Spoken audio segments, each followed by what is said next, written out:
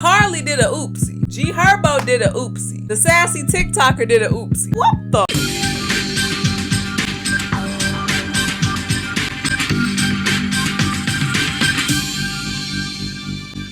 I'm sure a lot of y'all know about the whole Carly Russell situation and everything of that nature. I know the girl basically faked a kidnapping and went somewhere for a few days. Oh yeah, I ended up watching a press conference because I ain't want to just form my own opinion about the situation. So I had watched the press conference. I'm gonna put it in here for y'all to watch it too. On July 13th, at approximately 8:20 p.m., Carly left work from a business at the Summit.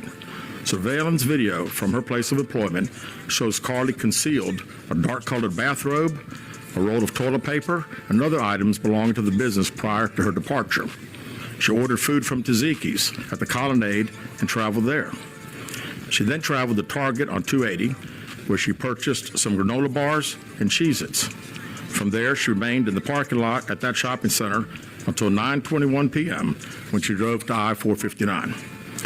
Carly communicated on her cell phone with individuals known to her while on her path of travel up to the point of calling 911 at 9:34 p.m.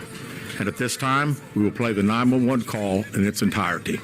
Hi, I am on Interstate 459, and there is a pig that's walking by themselves. Carly called a relative after speaking with the 911 operator. She went missing during that conversation sometime after 9:36 p.m. Traffic camera footage was obtained which depicted this portion of the incident, and that footage was analyzed as part of the investigation in conjunction with the 911 call and cell phone data to accurately determine the time frame. Carly's 911 call remains the only report of a child on the interstate, despite numerous vehicles passing through the area at that time. Data from Carly's phone, including her Life 360 app, shows that she traveled approximately 600 yards in her vehicle while she was on the phone with 911, stating that she was following a child.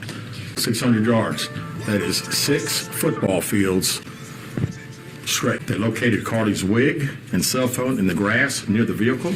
Her purse was located in the front seat of her vehicle with her Apple Watch in the purse. The food she ordered for Tzatziki's was also in the car. The items she purchased from Target, as well as the items taken from her place of employment, were not in the vehicle, nor were they located anywhere around the scene. Sonny receives a call from Carly's residence stating that she returned home on foot. In subsequent investigations, detectives obtained surveillance footage of Carly walking down the sidewalk alone prior to arrival at her residence. She was conscious and speaking with paramedics when she was transported to UAB. Detectives were able to obtain a brief statement from her prior to being treated and released. During the statement, she told detectives that while traveling down the interstate, she saw a baby walking down the side of the road and called 911. She stated when she got out of her vehicle to check on the child, a man came out of the trees and mumbled that he was checking on the baby. She claimed that the man then picked her up and she screamed. She stated he then made her go over a fence. She claims he then forced her into a car, and the next thing she remembers is being in the trailer of an 18-wheeler. She stated that the male was with a female. However, she never saw the female, only hearing her voice. She also told detectives she could hear a baby crying. The male had orange hair with a big bald spot on the back. She said she was able to escape the 18-wheeler and fled on foot, only to be captured again and was put in a car. She claimed she was then blindfolded, but was not tied up because the captor said they did not want to leave impressions on her wrists. She said that they took her into a house and made her get undressed. She believes they took pictures of her, but she does not remember them having any physical or sexual contact. She stated the next day she woke up and was fed cheese crackers by the female. She said the woman also played with her hair, but could not remember anything else. At some point, she was put back in a vehicle she claims was able to escape while it was in the West Hoover area. She told detectives she ran through lots of woods until she came out near her residence. Detectives continue analyzing data from Carly's cell phone that was left behind at the scene. We enlisted the help of the United States Secret Service in conducting this analysis. Part of what data includes several internet searches in the days leading up to their disappearance that I think are very relevant to this case. On July 11th at 7:30 a.m., the term, "you have to pay for an Amber Alert" was searched. On July 13th at 1:03 a.m., the day of her disappearance, the term, "how to take money from a register without being caught," was searched. On July 13th at 2:13 a.m., the day of her disappearance, the term Birmingham bus station was searched. On July 13th, 2:35 a.m., a search for a one-way bus ticket from Birmingham to Nashville was conducted with a departure date of July 13th. On July 13th at 12:10 p.m., a search for the movie Taken, a film about abduction, was conducted. There were 2 searches related to Amber Alerts on a computer at Carly's place of employment, including one regarding the maximum age of an Amber Alert. There were other searches on Carly's phone that appeared to shed some light on her mindset, but out of respect for her privacy, we will not be releasing the content of those searches at this time. And basically the stuff they were saying that really stuck out to me was talking about her Google searches and whatnot, and that's what stuck out to everybody. Like, for other things that was like revealed during the press conference that I thought was interesting, now I'm gonna share with y'all too. She went to the store and she got things, and the things was not found in the car. Things that she got, they knew she took the things with her. And while she was on the 911 call with them, she traveled 600 yards. That is 6 football fields. When all this and everything broke out, we thought that this girl was a victim of sex trafficking because she made this call and said she saw like a little kid walking on the street. So obviously the whole story came out that she did not see a kid. There was no kidnapping on Thursday, July 13th, 2023. My client did not see a baby on the side of the road.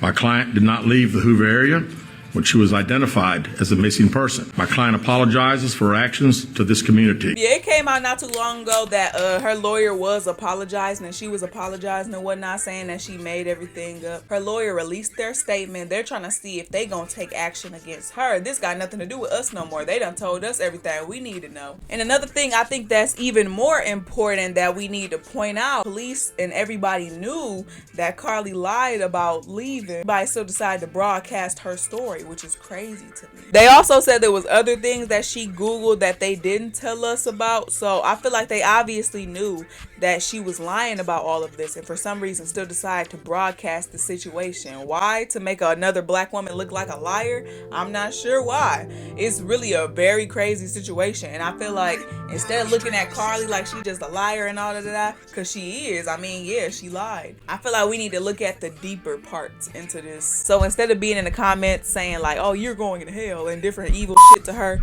just be like, dang. Well, I mean, like, go past it. Move along, bitch. Next case. What do you mean by that? I'm very sad because my husband, G Herbo, got arrested. G Herbo got arrested for wire fraud, y'all. Basically, he was stealing people's cars and stuff to pay for stuff. Like, I wasn't too surprised because people do be putting on and fronting fake lifestyles that they don't really got. But that shit is really just sad. Did that stuff like that make y'all sad? Yeah, you want to be a rapper. You get all this money. Yeah, you got to pay taxes and stuff like that to where the government is taking a lot of the money that you making. Why you not putting this money in the savings accounts? People just want fast money these days, and they buying chains and clothes, designer clothes and houses and all kind of other stupid stuff just to what? Put on a fake lifestyle and end up in jail? Like, really be you. The money is not you. Money is money. I feel like people need to realize money is not the end all be all. At the end of the day, you still got other stuff. You still gotta look for happiness, and you worried about money. Next case. So the sassy trucker. An American TikTok star who's been stuck in Dubai for months after getting arrested reportedly for shouting. We're talking about Tayranny Young Allen. She's from Texas. People online know her as the sassy trucker. She talks a lot about life as a woman in the trucking business. And they said she got arrested because she went there and she was arguing with somebody and she like raised her voice, and I guess that is not allowed in Dubai, and she done got arrested. I'm like, damn. And now I guess she's asking for the US to kind of like help or something because she feel like she's being falsely imprisoned. It kind of reminds me of the Brittany Griner situation, because it's like kind of like, yeah, you can feel like you're being falsely imprisoned, but you went to that place in that country that has different different laws than where you're from, and then you wanted to act like it was the place you was from. I just don't get it. Like, why would you go to a country where women are seen as less and then try to act up? I know she wasn't trying to act up. I guess she said the man was turning up on her and she just raised her voice a little bit, or I don't know. I need to stop going to these countries just because it's cute. Like, some countries, yes, they are very pretty, very nice to look at, very nice to be in, I'm sure. Very nice people around you, but women are seen as less in these countries, and y'all really just need to realize that. What is this episode? It's very sad, but it happened. Anyways, y'all, like, comment, and subscribe. We on Demon Time this summer. Bye.